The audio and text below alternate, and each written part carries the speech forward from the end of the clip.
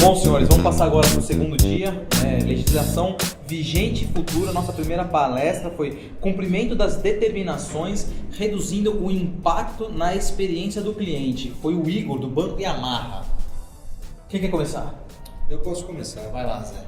O Igor é um exemplo de fenômeno, né?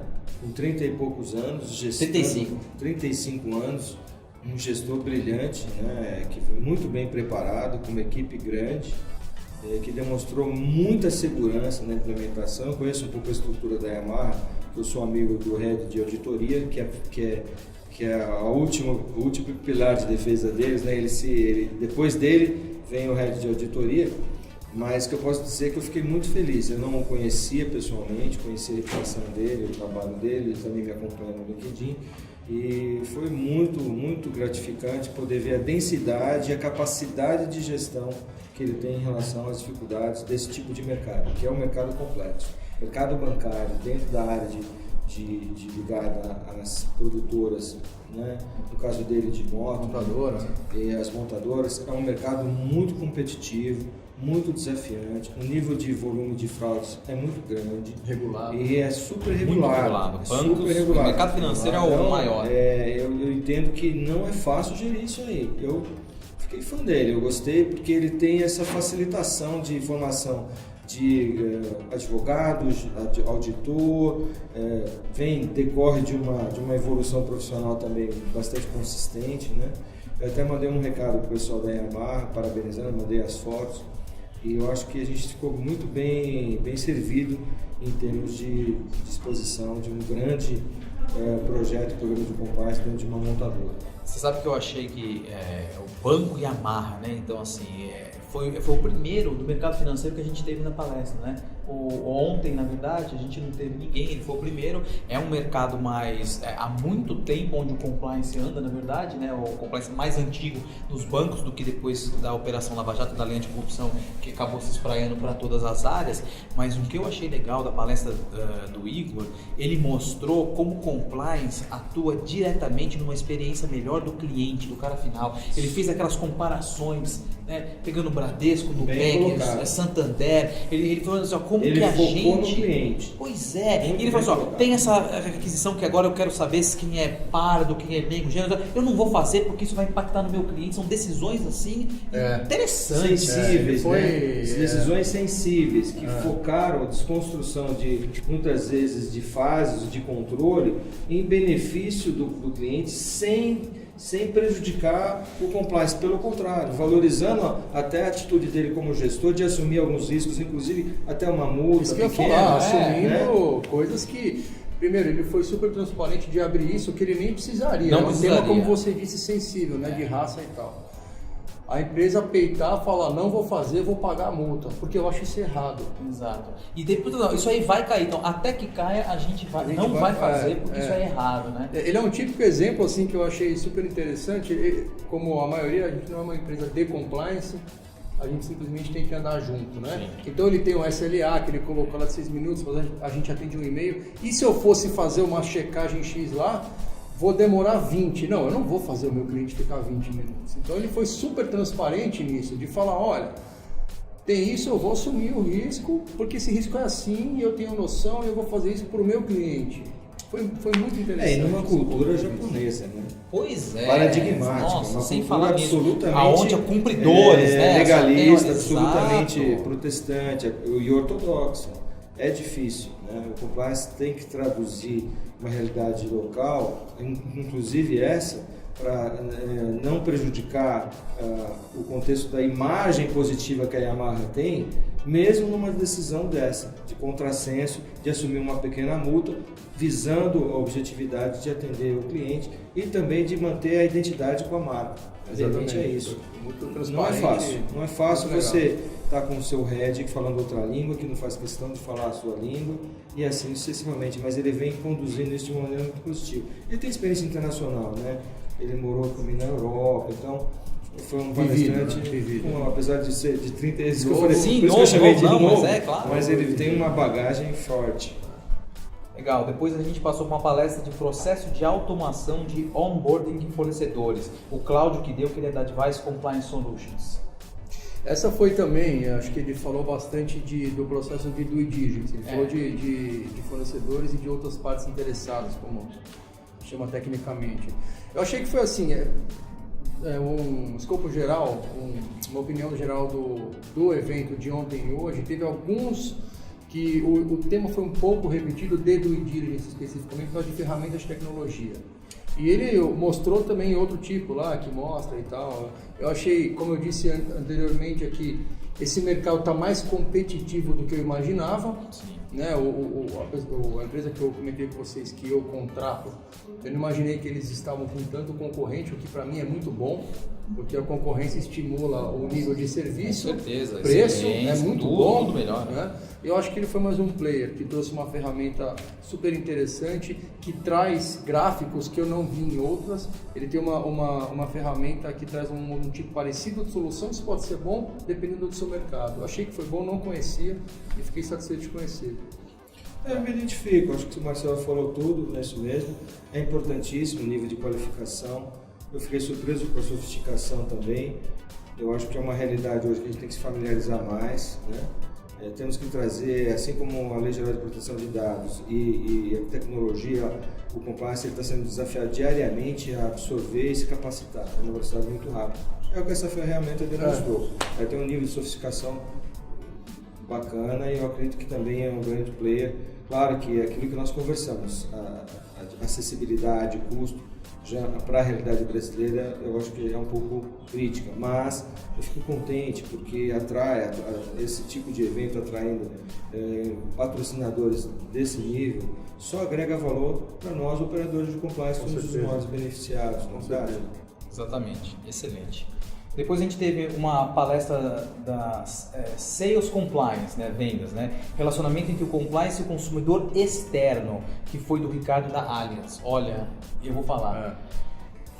A gente acaba falando de compliance entre empresas, né? Quando você está falando de compliance, quando você vai, ele deu muitos exemplos do Código de Defesa do Consumidor.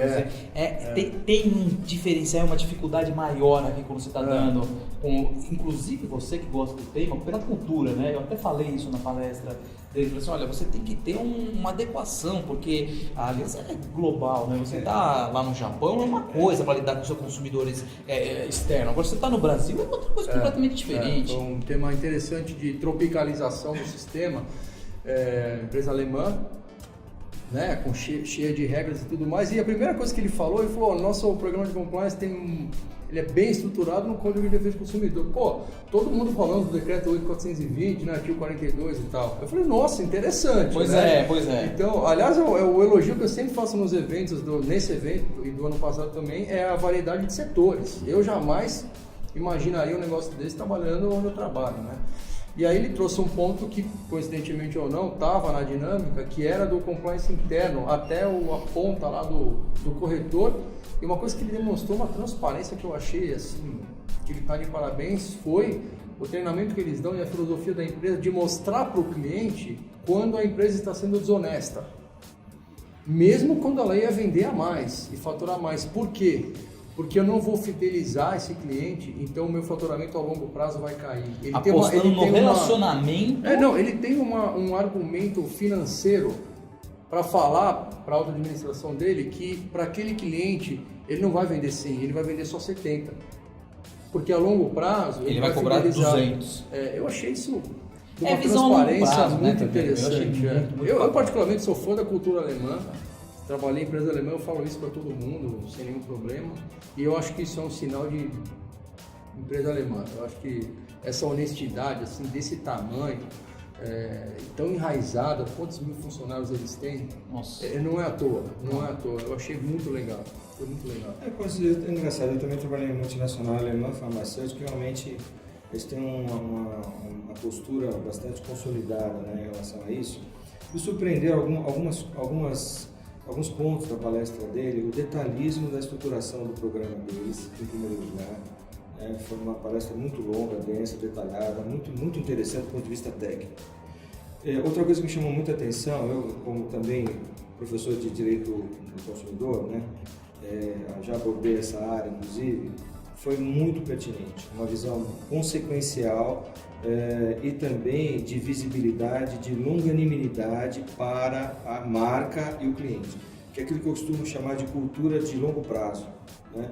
Eu já gostava da Allianz, ontem, depois da palestra dele, eu gostei mais ainda. Né?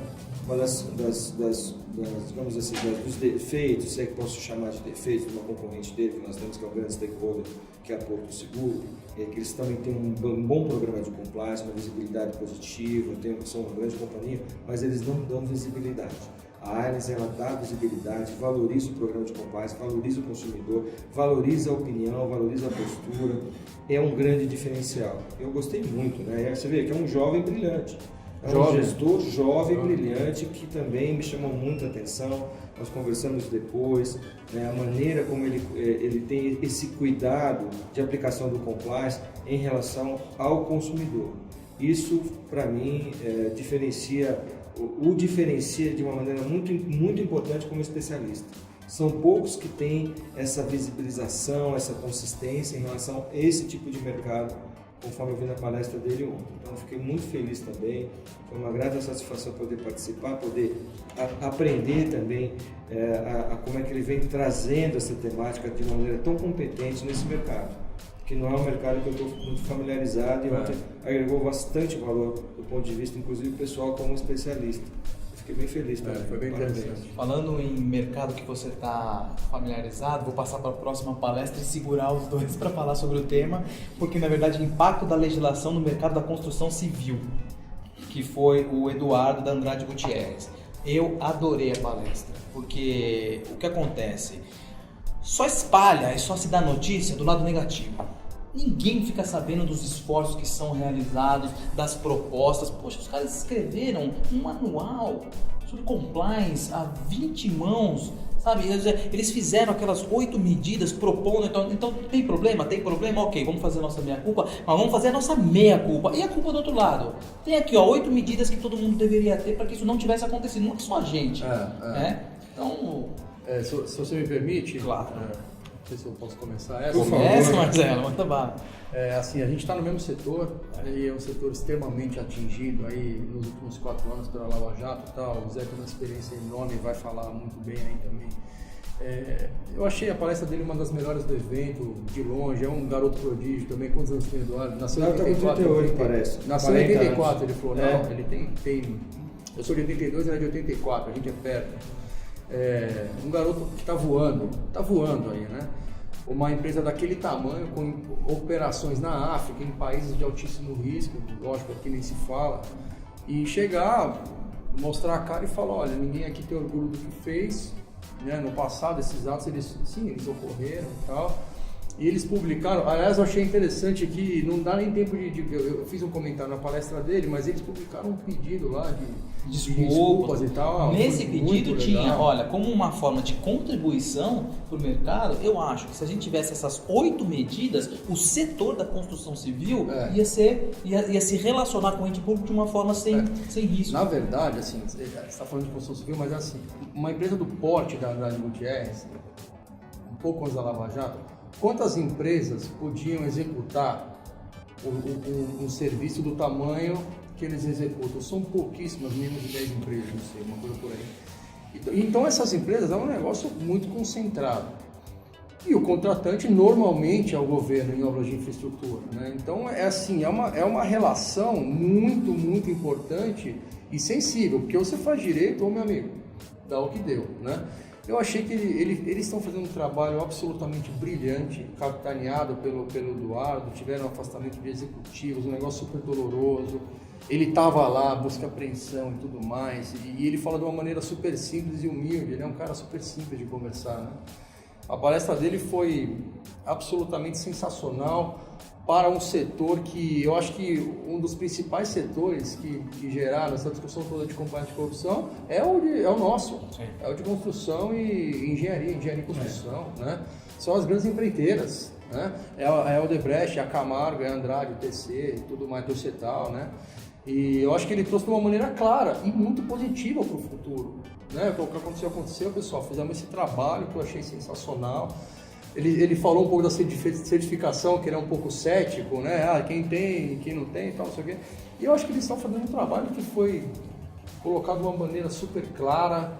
Eu achei a palestra dele assim, foi maravilhosa. Antes de passar para vocês, eu só quero fazer um comentário que é o seguinte: as pessoas precisam entender que se alguma empresa errou, quem errou foram as pessoas. A gente deveria primar por salvar a empresa. Porque a empresa, ela não tem identidade própria, ela não toma decisão. As pessoas tomam decisão em nome da empresa. É um indivíduo. Exatamente. E aquela empresa tem centenas de milhares de pessoas que dependem daquela empresa. Então, se deu alguma coisa errada, vamos ver o que deu errado, vamos retirar. O Compliance Officer, eu já ouvi muitas pessoas falar, eu jamais trabalharia numa empresa da construção civil no ramo de compliance. Esse cara tá errado. Entendeu? Você tem que ver o problema a gente passa e muito resolver. por isso. Até hoje a gente passa por isso. Eu perguntei se até pouco de resistência. Isso é que eu já posso claro. entrar no sentido de contribuir com a sua afirmação. Não só está errado, como é uma afirmação leviana, né? Eu conheço a Operação Lava Jato desde a prisão do principal executivo e o primeiro que foi Ricardo Pessoa do Grupo TC. É público, então não tem problema nenhum. Após eu fui nomeado como Compliance Officer, fui desafiado, e a gente sentiu essa pressão intensa, inclusive de todos. A primeira condição sine qua non estabelecida pelo Moro, a equipe da Polícia Federal e do Ministério Público, foi implantar um fortíssimo programa de compliance. Isso aconteceu na UTC, na Andrade, na Camargo, todo o grupo de Brecht, todas as empresas. Isso foi feito. O que nós estamos vendo hoje, infelizmente a UTC, eu já não estou lá, concluí o projeto, já trabalho com o diretor do IBDE, Instituto Brasileiro de Direito e Ética Empresarial, e também sou CEO da JG Compliance Group, tá certo? Mas foi um projeto que falhou por causa da recuperação judicial. Por quê? Porque a contaminação reputacional ela é devastadora em termos de corrupção. Hoje nós vemos uma Andrade Gutierrez gastando 82 milhões de reais por ano para pagar um acordo que foi feito. Isso vão demorar 12 anos. 10 bilhões dividido em 12 vezes. Exatamente. Um bilhão dividido em 82 milhões por ano. Hoje nós vemos uma Odebrecht investindo 150 milhões por ano em compliance. Então foi feito sim uma lição de casa, a Camargo fez uma lição de casa, a Andrade fez uma lição de casa e todo o grupo de Brecht fez uma lição de casa. Todos fizeram lições de casa brilhantes, resolveram implementar um programa fortíssimo, estão completamente validados e autorizados. Nós, como operadores de compliance, temos a responsabilidade de abordar, multiplicar, disseminar e propugnar esta informação, para as pessoas desconstruírem um preconceito, desconstruírem a falta de informação, desconstruírem aquilo que você falou muito bem, a visão de que empresas são máquinas, empresas são pessoas, e as pessoas erram, e isso não quer dizer que elas podem entrar no processo de melhoria, de recuperação, restauração e de nova fase. Foi isso que aconteceu. Eu vi isso, nós vemos isso, nós somos testemunhas do brilhante programa implantado nessas empresas, tá certo? Acompanhamos isso, e isso é motivo de satisfação. Compliance, ele resgata, não só resgata, como ele restaura, como ele dimensiona adequadamente. Hoje nós temos um mercado de engenharia e montagem industrial impactado pela ética, pelo controle, não só por essas empresas, mas também pelo brilhantismo de implementação de compliance que foi feito na própria Petrobras, que é o maior cliente. Então, o que eu diria? Nós vemos hoje houve, você mesmo, a gente comentou, o avanço, depois do acordo de leniência da Camargo Correia, ela já teve, esta semana, um aumento de valor de mercado de 2 bilhões, né? 2 bilhões de reais. Entende? Isso é motivo de satisfação para nós como operadores, é motivo de alegria de toda a equipe de compliance, porque é para isso que nós trabalhamos, para que essa evolução seja permanente. Então foi muito bom a participação do Edu, eu sou amigo pessoal dele, conheço a trajetória dele desde o começo. Quando eu assumi lá, ele era de auditoria, mas ele se aproximou de mim como uma pessoa aderente, inteligente, e também participou daquele congresso da REC como ouvinte, que eu fui o principal palestrante, e naquele dia a gente ficou amigo. E eu olhei para ele e falei, certamente você liderará a área de compliance um dia. Depois de 3 anos a gente vê um garoto, como você mesmo disse, sendo um head mundial com a consciência, com a permanência e também com a capacitação que ele tem. Né? Trouxe um programa estruturado, adequado, mostrou para nós por que eles estão chegando onde chegaram, com muito zelo, muito cuidado e competência, né? Claro, compliance não adianta você ter dinheiro, não adianta você ter tempo, se você não tiver competência, se você não se cercar de um bom aconselhamento, de uma boa orientação, de uma avaliação adequada, ter dinheiro, contratar Big Force, que eu sou favorável também, não tenho nenhum problema, tenho grandes amigos, mas isso não quer dizer, não representa sucesso e eficácia de programa, pelo contrário, pode significar um fracasso e despesas. Então, essa qualidade eles têm gerido com muito cuidado, com muito zelo e muita eficiência. Eu realmente não tenho dúvidas que ele vai obter a certificação ISO 37001 e vai avançar cada vez mais. Excelente, poderíamos ficar a tarde inteira essa daqui a gente podia passar muito tempo falando, mas vamos adiante. A última da manhã, antes do almoço, foi desafios e oportunidades com leis de proteção de dados, uma visão tecnológica e de processos sobre LGPD e GDPR. Eu vou da IBM, né? Quem falou isso foi o Patar, o Alexandre. Olha, eu saí de lá e falei assim, meu Deus do céu, será que o Compliance Officer vai ter que absorver tudo isso? Eu falei assim, essa lei de proteção de dados, ela é nova, ela tem que ser absorvida, mas eu falei assim, é um mundo. Ele comentou até da figura do Data Protection Officer, né? DPO, que na opinião dele vai surgir em breve, a regulamentação em 2020. Lá não, ele falou assim, na Europa já tem muitas vagas, ele acha que aqui vai ser absorvido pelo compliance. Lá, né? 5 mil, exatamente. Ele acha que vai ficar mais de compliance. Aí ele estava na minha mesa, por acaso. Então ele falou, pô, quando você sabe disso? Eu falei, olha, eu preciso aprender muito, viu? Porque é um tema extremamente sensível. Eu até falei com ele, você está no computador hoje, você vê muita gente vendendo e usando aquele tapa-câmera. Sim. Né? Porque essa proteção hoje ela é muito pouco segura e pouco regulamentada. A primeira coisa que ele falou, ele pegou o microfone e falou, pessoal, eu trabalho com TI há X anos e vocês não sabem como é bom trabalhar num lugar regulamentado. Então, assim, eu acho que é um negócio que veio para o bem, ele explicou de uma maneira clara e para mim, foi um sinal de alerta. Falou assim, pessoal, se você ainda não se ligou... Exatamente. Eu também achei. Exatamente. Fiquei surpreso. Foi bem rico, eu não estava imaginando e estou com uma lição de casa. Também. Eu me identifico com tudo que está sendo falado, né? É um desafio da modernidade. Eu acho que veio a calhar porque existia um tráfico de utilização de informações bastante, digamos assim, não compliance, tá certo? E também um volume de fake news acelerado. Então é uma legislação que ela vem um top-down mundial, mas que no Brasil ainda é prematuro a gente fazer uma avaliação. Claro que vai depender da agência reguladora, uma forte agência reguladora governamental vai fazer toda a diferença na aplicabilidade da lei. Mas nós, como operadores de compliance e que estamos nessa linha, é claro que essa responsabilidade, falou muito bem esse profissional da IBM, inclusive, porque ele entende, e eu também estou entendendo, que vai haver uma amplitude da responsabilização do Compliance Officer, absorvendo também essa responsabilidade. Apesar da percepção que eu tenho, claro, da especificidade desse profissional. Eu posso dizer mesmo que eu tive uma aluna, ela tinha mestrado e doutorado em Direito Digital, ela estava se capacitando para ser Chief Compliance Officer de uma grande stakeholder mundial e ela quis se familiarizar na construção sistêmica do compliance, os 3 grandes pilares, prevenção, detecção e resposta. Porque o abargamento que ela já tinha em relação a sistemas de controle, principalmente das legislações mundiais, que agora foram nacionalizadas, já era muito grande. Mas para nós é um grande desafio. Nós temos que estar aderentes imediatamente, nós temos que construir, inclusive eu fiz uma proposta no IBDE, nós construímos uma comissão nacional de lei geral de proteção de dados, nós vamos fazer um top-down nacional, escolhendo em cada estado um especialista para tocar como uma subcomissão de estudos e também de aculturamento e palestras, e na Bahia já vem desenvolvendo isso. Certo? Porque nós temos que nos familiarizar, nós vamos dividir essa agenda, dividir esse palco, dividir esse tema e vamos ter que compartilhar esse tema de uma maneira cada vez mais premente. E foi um ponto tremendo para o evento, né?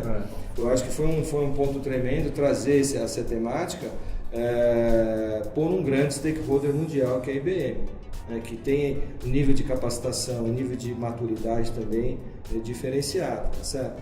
Então, eu fiquei bem, digamos assim, otimista em relação ao tema, desconstruindo alguns fantasmas e aí vendo as aderências que ele tem na legislação de compliance. Tem que ter um profissional, as multas são pesadas e a necessidade da anuência, todo o cerne é a anuência. Eu vou anuir que você passe as informações. Assim como o compliance. Nós temos que manter esses controles de gestão de ética, só que agora os controles também nessa área vão ser de anuência. Que tipo de responsabilidade? Você está tocando num ponto Outra legal. coisa que eu achei legal, só para finalizar, não arquivem mais dados se vocês não precisarem. No seu computador, quantos dados você tem que você não precisa? Cara, eu tenho 200. Outro dia eu fui parar para pensar, eu tive que parar o computador, porque eu tive que limpar o computador que estava com 300 gigas, 400 gigas. Para quê? Você entendeu? Aquela mania de guardar, né? Guardar. A gente tem que tomar cuidado com isso, porque isso hoje em dia é um risco muito grande. Então, para nós, como compliance officers, temos que estar cuidando deste risco, né, que não existia e vai passar a existir e de uma maneira pesada, principalmente se o seu cliente for uma loja pernambucanas, se o seu cliente for que tem um banco de dados como a gente vê hoje, por exemplo, o vazamento de informações dessa rede de televisão. Exatamente. Foi uma coisa crítica, né? E isso vai custar bastante dinheiro para eles, porque existe uma penalização muito forte, né? Aqui acabou, né, a parte da manhã, aí a gente foi para o almoço e daí voltamos para a dinâmica. O que eu gostei da dinâmica? Casos práticos, né? Porque eu sei que cada um trouxe ali alguma coisa que realmente já... Eu sei que você montou um caso, né? Foi. O Edu montou outro. Então, assim, o que eu acho interessante é... Eu olho para aquilo, eu tenho uma solução. Aí o cara do meu lado tem uma outra solução. E daí você vê que realmente é muito importante você conversar com pessoas. Né? Porque nem sempre a sua solução ela vai ser a melhor. O que vocês Exatamente. acharam? E tem um ponto aí, né? Por acaso, a gente estava discutindo, e no meu grupo tinha uma pessoa de uma empresa que está com esse problema. Ela falou, Real. E o legal de você discutir com profissionais da área é que nem todo mundo tem a mesma opinião. E aí que está a riqueza do negócio. Tanto é que a gente colocou uma sugestão, aí trocou o grupo veio e colocou outra. E o outro grupo optou pela nossa, porque a gente viu de uma maneira diferente, né? E negócios são assim, né? Você vai lá e toma uma decisão e vai em frente, certo? Eu achei que deu uma quebrada no clima também de palestra, depois teve o teatro, que foi super divertido. Isso aí é a parte cômica que dá pra dar aquela relaxada, né? Mas não sei como. Por acaso a nossa Eu não sei se caiu vocês numa... perceberam, mas o melhor produto era do time vermelho, né? Desculpa. Que era o nosso, né? Foi deu uma quebrada, foi legal e tal. E são situações reais, né? A gente costuma usar situações reais em treinamentos. E ali você tava com, sei lá, o nosso grupo tinha o quê? 12 pessoas discutindo um problema real e tinha uma mulher lá.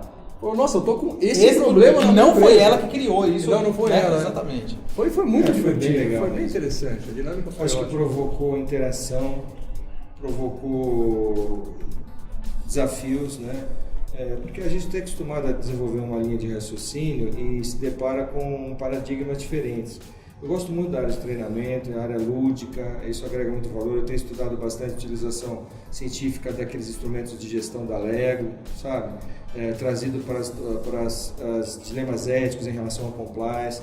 Eu tenho até estou desenhando uma fusão, né? Na verdade uma associação o ano que vem que eu vou compor também com uma grande especialista nessa área, porque é diferente. Quando você faz esse trabalho dinâmico, as pessoas se mostram e agregam valor e também contribuem de uma maneira diferente, uns mais naturalmente, outros menos, mas é muito rico, né? E eu acho que antes de mais nada também, queria fazer uma observação de valorizar essa atitude do evento, porque o palestrante ele não fez uma palestra, ele mergulhou no evento, ele desenhou um case, ele liderou o case.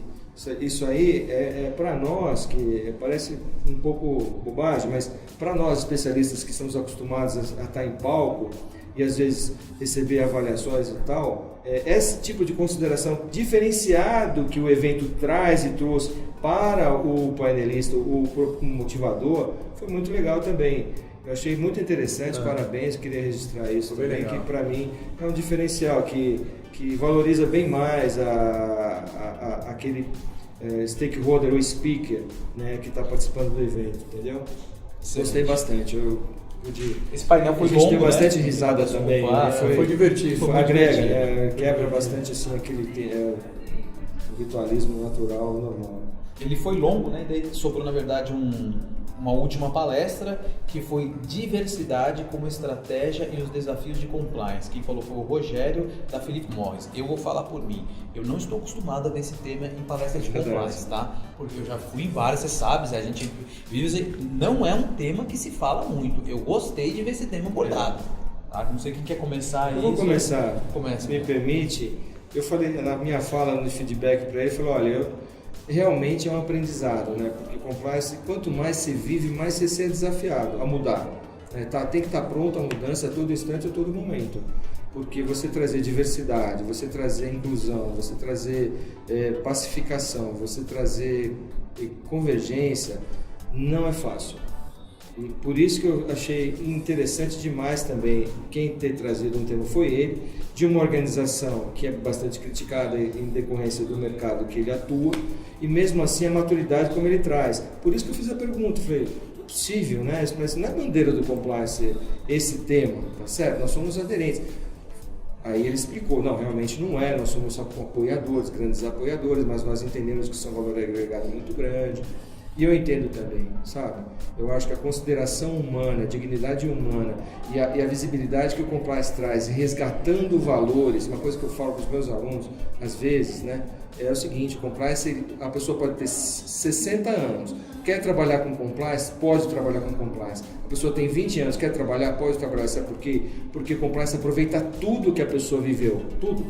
Toda a experiência sociológica, profissional, relacional, experimental, lúdica, o compliance aproveita. Ele captura todas essas qualidades. Por isso que eu me apaixonei pela equipe multidisciplinar que o compliance é.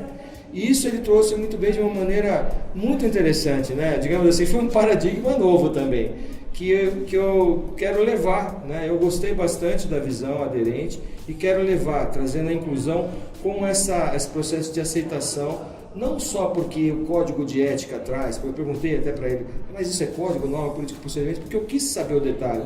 E ele explicou, não, existe sim uma construção embaixo da estrutura de recursos humanos que prevê obrigatoriedade e exigibilidade além do código de ética com mecanismos de punição, porque não é retórica.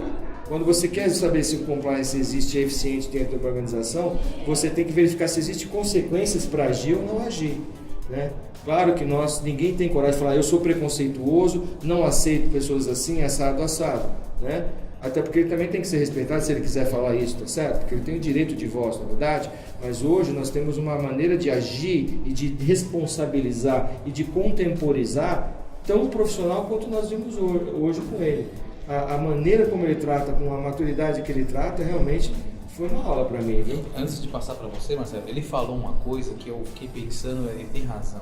Ele falou o seguinte, quanto tempo essa pessoa gasta para parecer o que não é, porque ela não tem um ambiente corporativo que deixa com que ela simplesmente produza, que é aquilo que as empresas querem. Fantástico. Sabe? Ele quer o que está na cabeça e ela tem que ficar o tempo inteiro mentindo, se camuflando com o que ele usou assim, vestir uma pele que não é dela.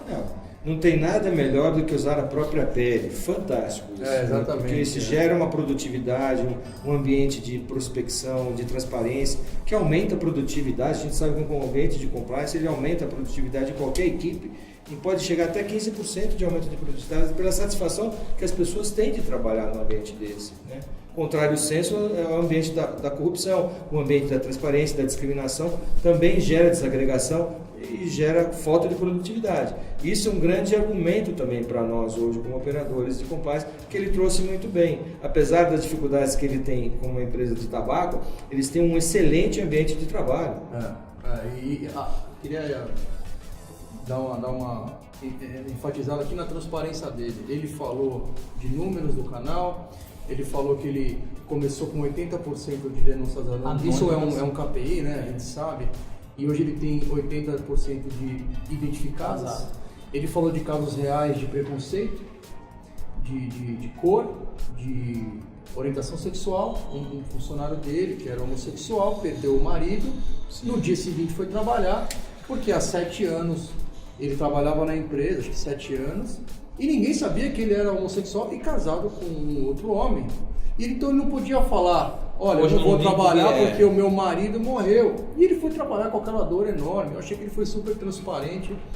Você começou falando aqui da palestra dele, dizendo que você vai a muitos eventos de compliance e não está acostumado a ver isso. Eu nunca havia visto isso, não é que eu não estou acostumado. Foi a primeira vez num evento de compliance que eu vejo esse tema. Eu achei muito interessante, foi curta, eu não pude falar com ele, ele tinha um voo e tal. Eu vou dizer uma coisa aqui, nós temos que avançar.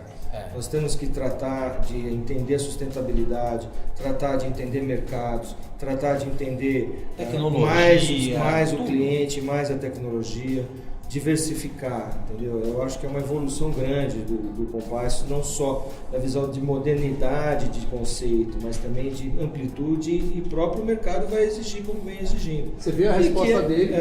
O Goto, por exemplo, ele é conectado, nosso amigo, né, que hoje é Compliance Officer Mundial da BR Foods, ele fala muito isso, temos que sair da caixa, a investir em sustentabilidade, investir em alimentação sustentável, investir em recursos hídricos, nos nutrir como compliance officers, formadores de opinião, dessas diversidades que são importantíssimas. Exatamente.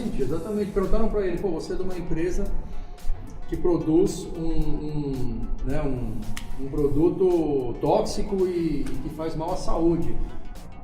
Como é que você se posiciona? Ele falou assim, nós incentivamos os nossos clientes a parar de fumar. Não, achei absurdo. Não, falando sério. Fantástico, maravilhoso. Fantástico. E para aqueles que não querem ou não conseguem, nós temos uma solução agora que vai chegar ao Brasil. Que é a tecnologia. Que diminui em 95% Ele falou a questão da combustão, tóxico, que é o que acaba... Não, eu achei uma palestra assim, fantástica. E veja que coisa, né? A questão depois que você ouve ele falar, né, a questão da diversidade, é uma questão cultural. E se o compliance trata da questão cultural, por que não abordar isso, não é? Então, assim, é o que o Zé também falou, a gente tem que ir agregando, cada vez aprendendo mais. Foi um ótimo fechamento. Foi rápido, eu não pude falar com ele, mas, nossa, de parabéns. Aliás, como eu sempre falo nos eventos da EBDI, essa diversidade que enriquece, pô. Tem cara da saúde, do cigarro, da tecnologia, tudo junto, falando do The Compliance. Isso abre a cabeça. Abre a cabeça. Outra característica, se me permite dizer, é o intimismo do evento. A qualidade e o intimismo do evento. Isso gera uma sofisticação diferenciada, natural. Eu posso dizer que eu participo de grandes eventos, né? Tivemos o Compliance Across Americas, que eu fui um dos principais speakers e montei um grande painel, né? O volume de pessoas e tal, é outra dinâmica. Quando você vem, mergulha no evento, um evento mais intimista, de uma qualificação diferenciada, é natural que a densidade, a troca, tem um outro nível de qualidade, né? Eu acho que nesse aspecto, parabéns pela condução, parabéns também pelo trabalho que você vem desenvolvendo. Obrigado. Bacana, cara. Gente, obrigado pelo tempo de vocês para a gente fazer uma análise aqui do evento. Acho que só ficaram coisas positivas. Acho que quem ganha, quem não esteve aqui, pôde acompanhar um pouquinho através dos nossos olhos. Obrigado, viu, gente? Obrigado a vocês. Obrigado a você.